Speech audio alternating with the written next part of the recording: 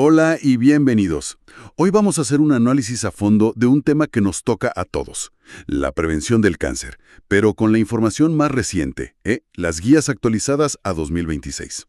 Así es. Porque hay tanta información por ahí que la verdad a veces es abrumador. Así que la misión de hoy es simple, desglosar todo esto en ideas claras, en pasos prácticos. Exacto. Y entender el por qué. Justo. No solo el qué hacer, sino por qué es tan importante. Y para eso creo que tenemos que empezar por entender la dimensión real del problema, ¿no? Totalmente. Y para ponerlo en contexto, hay que decirlo claro. El cáncer es una de las principales causas de mortalidad en todo el mundo, y los casos van en aumento. ¿Y eso por qué? Es una mezcla de factores. Por un lado, nuestros estilos de vida. Y por otro, algo que parece una buena noticia. Vivimos más. Es una realidad compleja. Pero bueno, para poder actuar, lo primero es entenderla. Me parece un punto de partida perfecto, porque a veces la palabra cáncer como que nos paraliza, ¿no?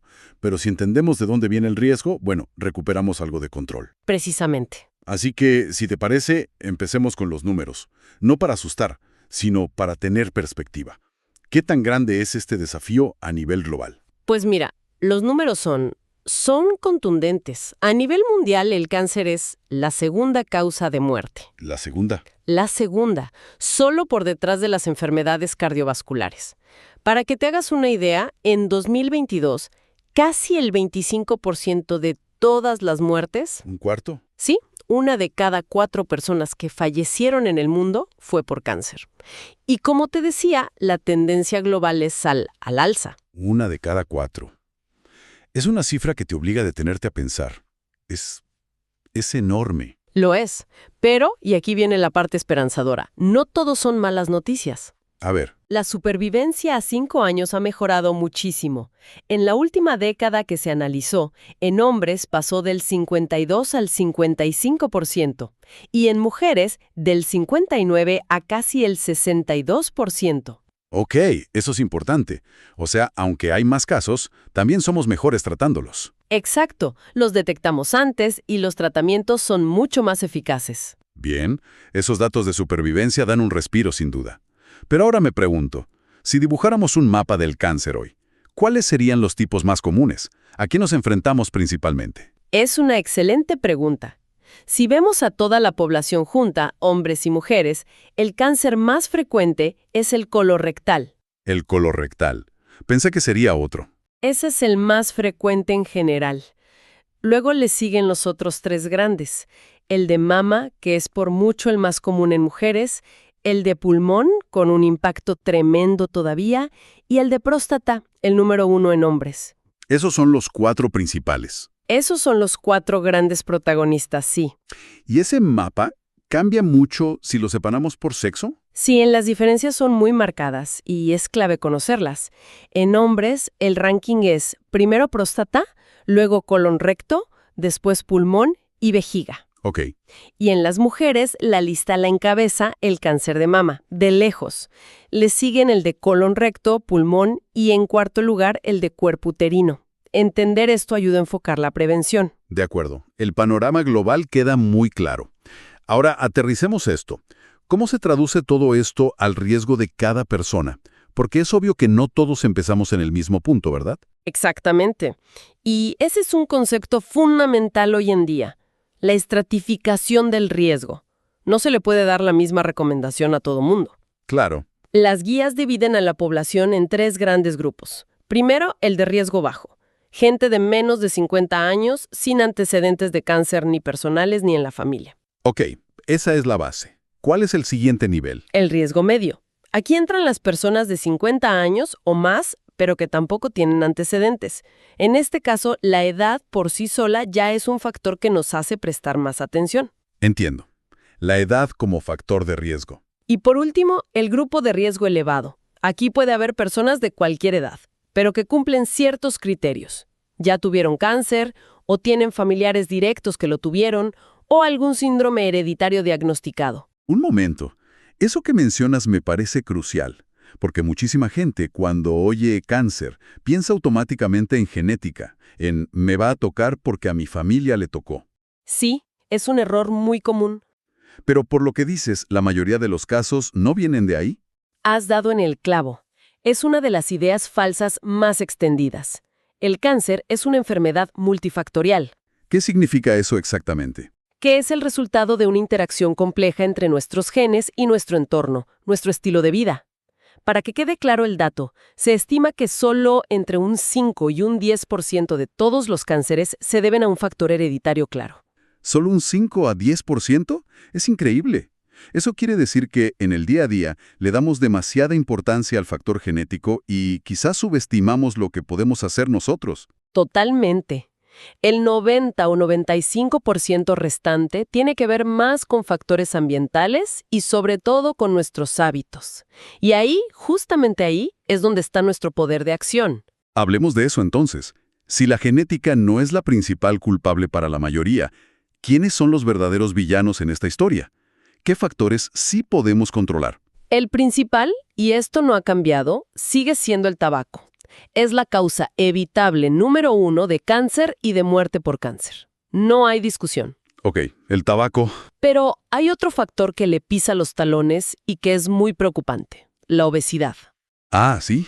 Algunos estudios proyectan que en las próximas décadas, la obesidad podría incluso superar al tabaco como principal factor de riesgo que podemos evitar. ¿Qué dato tan fuerte? ¿Qué más hay en esa lista? El consumo de alcohol, que está muy bien establecido como factor de riesgo. La recomendación es un consumo moderado o idealmente nulo. Y por supuesto, el sedentarismo. Claro, la falta de actividad física. Exacto. Tabaco, obesidad, alcohol, sedentarismo. Me suena la lista de los sospechosos de siempre para un montón de enfermedades. Lo son, pero aquí viene el mensaje más potente y optimista de todo esto. A ver, dámelo. Se calcula que una dieta saludable, mantener un peso adecuado, hacer actividad física y limitar el alcohol pueden prevenir hasta un tercio de los cánceres más comunes. Espera, detengámonos ahí. ¿Un tercio? Un tercio. Eso no es un dato más, es una revelación. Significa que, de cada 3 casos, uno se podría haber evitado con cambios en el estilo de vida. No es un 5, no es un 10, es un 33%. Exacto, es un porcentaje enorme. Y nos dice que la prevención primaria, o sea, lo que hacemos antes de que aparezca algo, es nuestra mejor herramienta. Es la herramienta más poderosa que tenemos. Sin duda, el Código Europeo contra el Cáncer lo resume en puntos muy claros. No fumar, peso saludable, hacer ejercicio, comer bien con cereales, legumbres, frutas, verduras, lo que ya sabemos. Y limitar el alcohol y protegerse del sol. Eso es. Son hábitos que además mejoran la vida en general. Ahora, además de prevenir, podemos detectar. Y aquí entra esa palabra que oímos tanto, cribado o screening. ¿Qué es exactamente? El cribado es lo que llamamos prevención secundaria. El objetivo es muy concreto: detectar el cáncer o lesiones que podrían convertirse en cáncer antes de que den ningún síntoma. La lógica es encontrarlo lo antes posible. Justo. Si lo encuentras en una etapa súper inicial, el tratamiento es mucho más efectivo, menos agresivo y el pronóstico es mucho mejor. Suena como una herramienta casi perfecta. Pero en los materiales que revisamos se habla mucho de que también tiene sus riesgos. Absolutamente, y es fundamental que la gente los conozca. Existe el riesgo de los falsos positivos. Que la prueba diga que hay algo cuando no lo hay. Exacto, y eso genera muchísima ansiedad y más pruebas, a veces innecesarias. Y también está lo contrario, el falso negativo, que la prueba no vea un cáncer que sí está ahí. Claro. Y luego está el sobrediagnóstico, que es detectar tumores que son tan lentos que nunca hubieran causado un problema en la vida de la persona. Y eso lleva al sobretratamiento. Por eso los programas de cribado se diseñan con tanto cuidado. Buscando siempre que el beneficio supere al riesgo. Siempre. Queda clarísimo. Entonces, si te parece, veamos cómo se aplica esto a los cánceres más comunes. Empecemos por el de mama. Perfecto. Para el cáncer de mama, la recomendación más sólida, la más clara, es para mujeres de entre 50 y 69 años con riesgo medio. ¿Ok? ¿Ese grupo específico? Sí. Para ellas se indica una mamografía cada 2 años.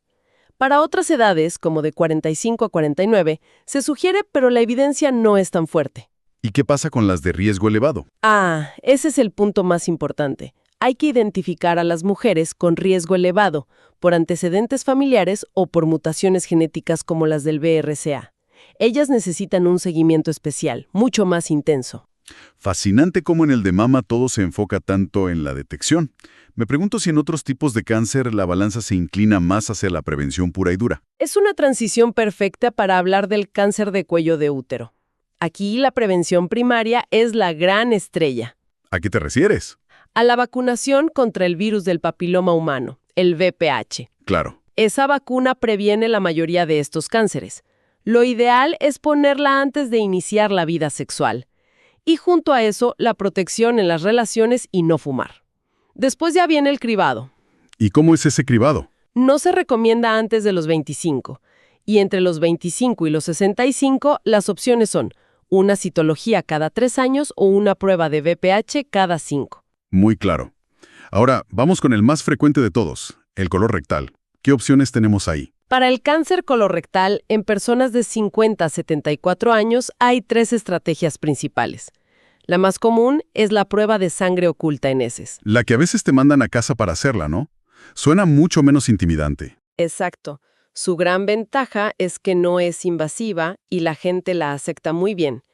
Pero luego están las opciones más directas, la sigmoidoscopia o la colonoscopia. Un momento, si la primera prueba funciona y es fácil, ¿por qué alguien se haría una colonoscopia que es mucho más invasiva? Porque la colonoscopia es la prueba definitiva. No solo mira, sino que actúa. ¿Cómo que actúa? Si durante la exploración se encuentra un pólipo, que es lo que luego se puede convertir en cáncer, se quita en ese mismo momento. Ah, ya veo. Es prevención y tratamiento, todo en uno. Por eso es tan completa. Entendido. Ahora, un tema que siempre genera debate, el cáncer de próstata. ¿Qué dicen las guías hoy? Aquí la palabra clave es decisión compartida. Decisión compartida. Sí. A diferencia de los otros, no se recomienda hacer un cribado a todos los hombres con la prueba del PSA en sangre. La recomendación se enfoca en el grupo de 55 a 69 años. Ok. Y en ellos, la decisión de hacerse la prueba debe ser individual, hablada con el médico, sopesando pros y contras. ¿Y por qué tanta precaución con esta prueba? ¿Por qué no es para todos y ya? Porque el PSA tiene un riesgo importante de sobrediagnóstico. Puede detectar muchos cánceres de próstata de crecimiento súper lento que nunca hubieran puesto en peligro la vida de la persona. Y el diagnóstico lleva a un tratamiento. Exacto. Un tratamiento que puede tener efectos secundarios importantes como incontinencia o disfunción eréctil. Por eso, cada hombre tiene que decidir si el posible beneficio de encontrar algo a tiempo supera esos riesgos. Es un matiz importantísimo. ¿Y qué me dices del cáncer de pulmón? Con esa relación tan directa con el tabaco, ¿hay alguna prueba de cribado?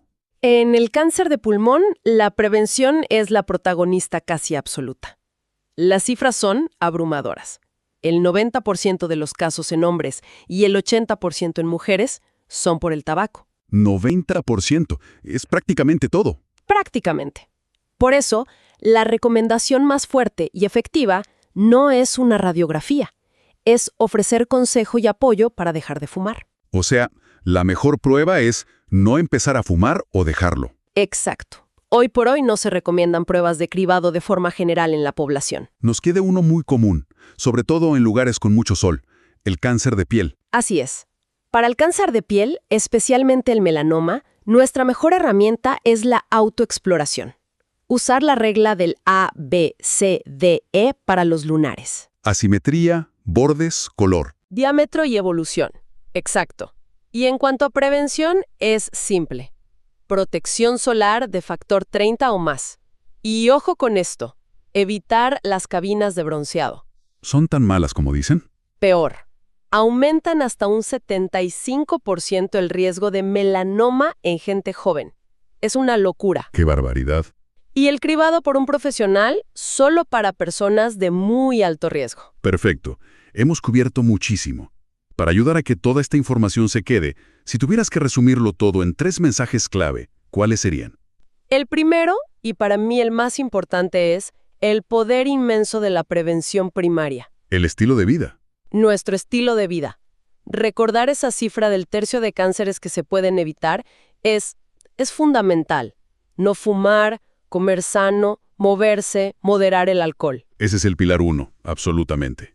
El segundo. El segundo es sobre el cribado poblacional. Para 3 tipos de cáncer, mama, cuello de útero y colorectal, los programas de cribado funcionan, salvan vidas y están recomendados. Hay que participar, pero de forma informada. Conociendo beneficios y riesgos. Exacto. Y el tercero y último, para cerrar el círculo. La estratificación del riesgo. No somos todos iguales. Es vital identificar a las personas con riesgo elevado por su historia familiar para darles un seguimiento personalizado, especial. Claro, no es una talla única para todos. Para nada. La prevención es un traje a la medida que combina estas 3 cosas, siempre con la persona en el centro. Muchísimas gracias.